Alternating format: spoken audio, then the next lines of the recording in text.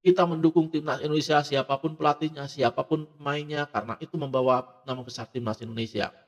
Ya, mudah-mudahan resiko yang diambil oleh Erick Thohir eh, membuahkan hasil ya, karena resikonya sangat besar sekali. Resikonya sangat besar sekali. Erick Thohir mengorbankan nama baiknya. Apabila nanti Indonesia gagal di kualifikasi Piala Dunia 2026, yang disalahkan pasti Erick Thohir dan PSSI. Kalau misalkan Sintayong nggak dipecat, kalau misalkan gagal, yang disalahkan Sintayong, bukan Erick Thohir. Tetapi karena Erick Thohir memecat Sintayong, kalau misalkan gagal, yang disalahkan adalah Erick Thohir. Halo sahabat Sport News Indonesia, kembali di channel Sport News Indonesia. Ya, Erick Thohir dan PSSI sudah mengambil keputusan besar, yaitu memecat pelatih kepala timnas Indonesia Sintayong. Keputusan ini banyak menuai pro kontra ya, karena memang Sintayong ini begitu dicintai oleh supporter timnas Indonesia dengan beberapa prestasi yang telah beliau ukir, membuat Sintayong begitu dicintai oleh masyarakat Indonesia dan para pemain timnas Indonesia. Nah, kemarin Erick Thohir dan PSSI sudah mengumumkan kalau Sintayong sudah berakhir masa kerjanya dan sudah dipecat dari timnas Indonesia. Berikut adalah beberapa kerugian PSSI dan timnas Indonesia atas pemecatan Sintayong. Yang pertama mungkin adalah progres timnas Indonesia yang akan terancam mandek ya, karena memang sekarang progresnya lagi baik, lagi menuju ke arah yang positif, tetapi tiba-tiba Sintayong dipecat. Ya, pasti beberapa program yang sudah diatur oleh Sintayong akan mandek ya, dan diganti program baru oleh pelatih baru nanti. Yang kedua, merusak harmonisasi skuad timnas Indonesia. Nah, Sintayong tidak hanya sebagai pelatih ya, dia seperti seorang ayah bagi para pemain timnas Indonesia. Kita lihat beberapa keakraban antara Sintayong dengan para pemain timnas Indonesia. Mereka bercanda sehabis latihan ya, tidak ada batas antara pemain dan pelatih, dan ini dikhawatirkan dengan dipecatnya Sintayong nanti harmonisasi dari para pemain timnas Indonesia dan pelatih menjadi renggang ya. Tapi ya mudah-mudahan nanti pelatih baru bisa membuat suasana di antara pemain dan pelatih menjadi cair kembali. Yang ketiga, ambruk ya, seperti Arab Saudi dan Vietnam ketika ditinggal oleh pelatih. Kita tahu Arab Saudi ditinggal oleh pelatih setelah Roberto Mancini dipecat dan diganti oleh Hervé Renard. Nah, terus Vietnam ditinggal oleh pelatih Park Hang-seo yang tidak mau memperpanjang kontraknya di Vietnam dan diganti oleh Philippe Troussier. Nah, transisi seperti ini dikhawatirkan akan seperti kedua negara tersebut. Arab Saudi terseok-seok di kualifikasi Piala Dunia setelah memecat Roberto Mancini ya. Harapannya mereka akan lebih baik, ternyata tidak. Arab Saudi malah melorot. Kalah dari timnas Indonesia, ditahan imbang Bahrain, ya itu salah satunya.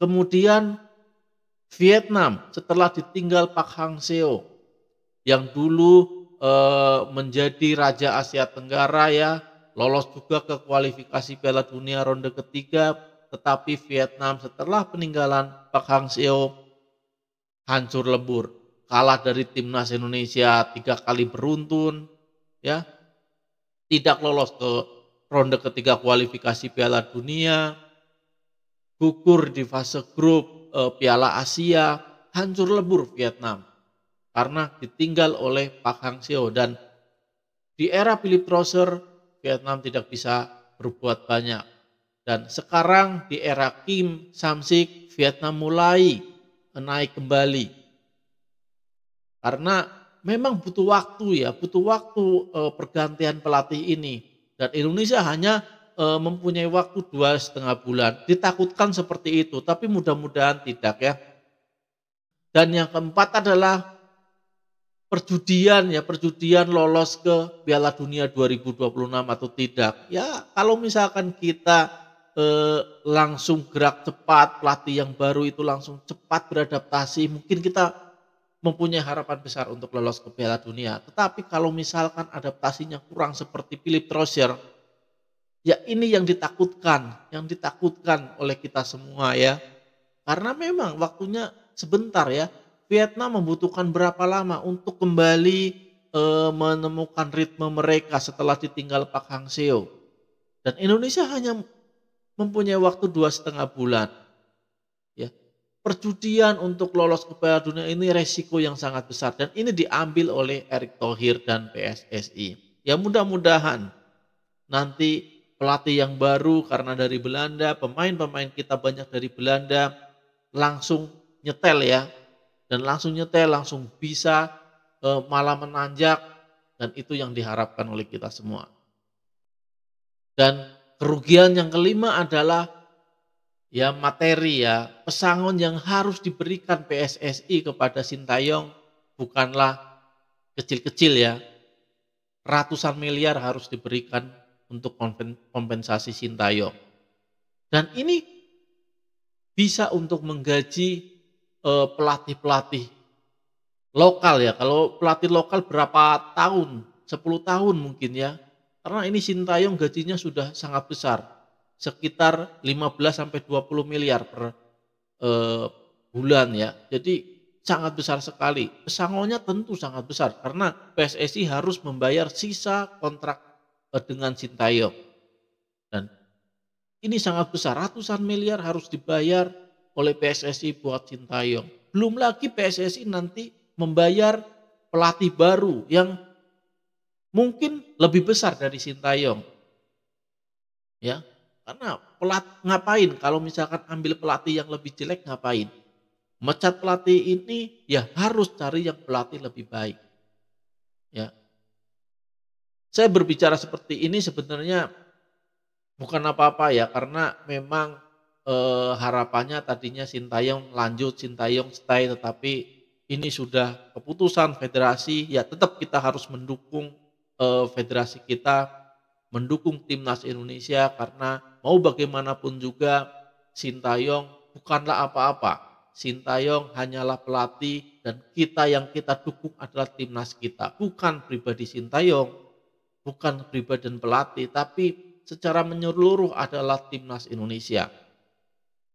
Kita mendukung timnas Indonesia siapapun pelatihnya, siapapun pemainnya karena itu membawa nama besar timnas Indonesia. Ya. Mudah-mudahan risiko yang diambil oleh Erick Thohir membuahkan hasil ya. Karena risikonya sangat besar sekali. Erick Thohir mengorbankan nama baiknya. Apabila nanti Indonesia gagal di kualifikasi Piala Dunia 2026 yang disalahkan pasti Erick Thohir dan PSSI. Kalau misalkan Sintayong nggak dipecat, kalau misalkan gagal yang disalahkan Sintayong bukan Erick Thohir, tetapi karena Erick Thohir memecat Sintayong, kalau misalkan gagal yang disalahkan adalah Erick Thohir. Karena berembus dari luar ya, ini ada tekanan dari mafia sepak bola. Walaupun ditekankan oleh Erick Thohir sendiri, Erick Thohir tidak bisa ditekan ya, tidak bisa ditekan oleh mafia. Tapi mafia sepak bola tidak menekan Erick Thohir secara langsung, menekan orang-orang di sekitarnya untuk memberikan bisikan-bisikan kepada Erick Thohir. Dan ini mungkin saja bisa terjadi, tapi mungkin saja juga salah. Tapi ya sudahlah, sudah terjadi, kita harus menerima. Kita harus tetap mendukung timnas Indonesia karena tujuan kita tetap satu yaitu lolos ke Piala Dunia 2026. Indonesia bisa.